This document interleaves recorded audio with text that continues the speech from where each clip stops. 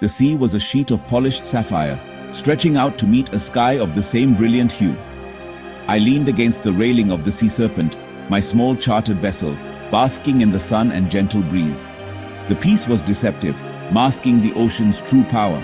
Suddenly, the sky darkened, the wind howled, and waves towered over the boat. The Sea Serpent was tossed like a toy, the storm's violence overwhelming. Rain stung my skin as I scrambled to secure what I could, but it was futile. A monstrous wave rose before me, then crashed down, splintering the boat. I was hurled into the icy ocean, the cold stealing my breath as I sank into darkness. Everything went black. I awoke to sand scraping my cheek and the sun burning my back. Coughing up seawater, I blinked at a sky framed by green leaves. My body ached as I staggered to my feet, confusion clouding my mind. The beach was littered with wreckage, my only company. Beyond, a dense jungle loomed. The ocean was calm, but I was utterly alone. Panic threatened, but survival instincts took over. I forced myself to focus: water, fire, shelter. My only possessions were my clothes, a multi-tool, and my knowledge.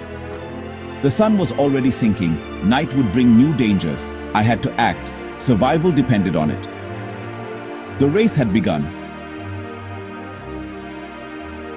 Water was my first priority.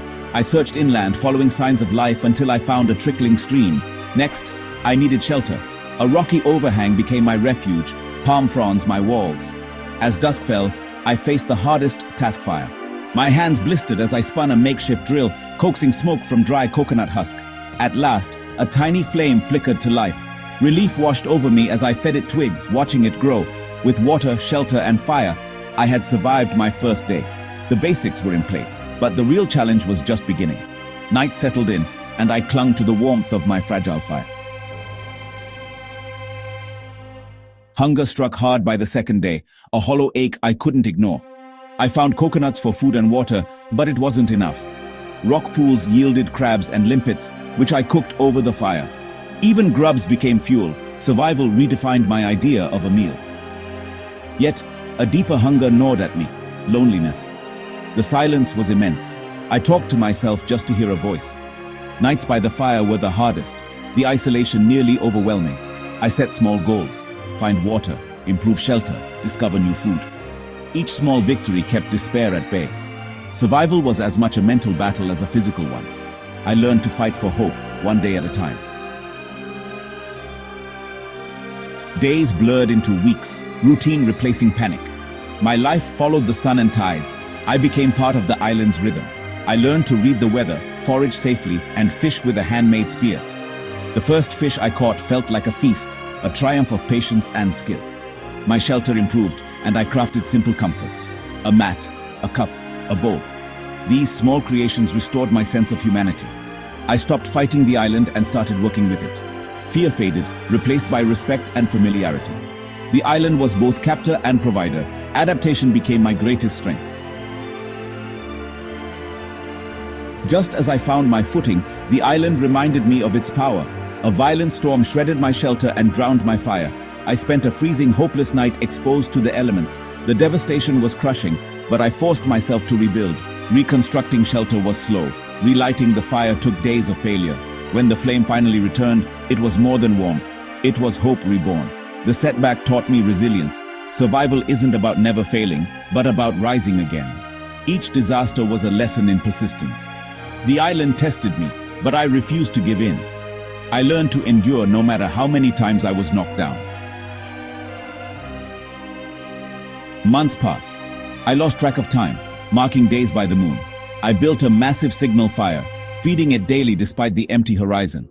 One afternoon, I spotted a distant speck. At first, I thought it was a mirage. The speck grew. It was a ship.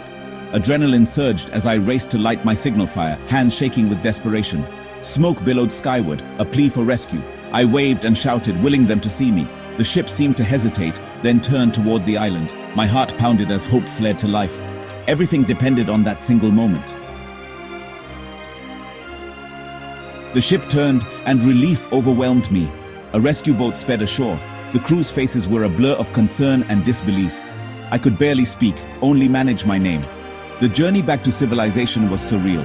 Warm blankets, hot tea, and noise everywhere. I felt out of place, missing the island's silence even as I yearned for home. The world seemed too fast, too trivial. People saw me as a victim, but I felt transformed. The island hadn't broken me, it had forged me. I returned to a world that no longer felt quite like mine. The silence of my apartment was now the loudest thing of all. The island stripped me to my core, revealing a strength I never knew.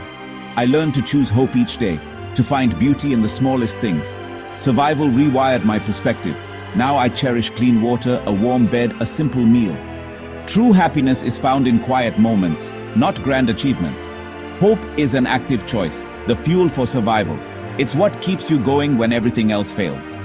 To anyone facing their own struggle, you are stronger than you think. Embrace the challenge. It will reveal your true strength. Hold on to hope, nurture it, and let it guide you. With hope and resilience, you can survive anything.